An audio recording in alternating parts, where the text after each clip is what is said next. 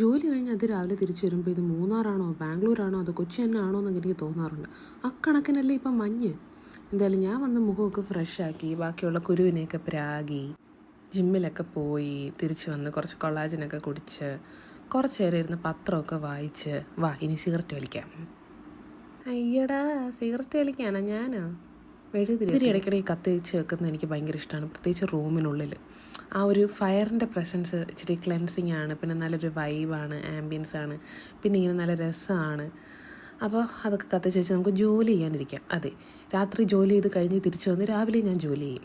അങ്ങനെ ഇരുന്നപ്പോഴാണ് ഉച്ചയ്ക്ക് നമുക്ക് ലഞ്ച് കഴിക്കാം. ലഞ്ചിന് ഇന്ന് ചോറ്, 2 സ്പൂൺ ചോറേ ഉള്ളൂ, ബാക്കി വെജിറ്റബിൾസും പിന്നെ കുറച്ച് മീനുമാണ്.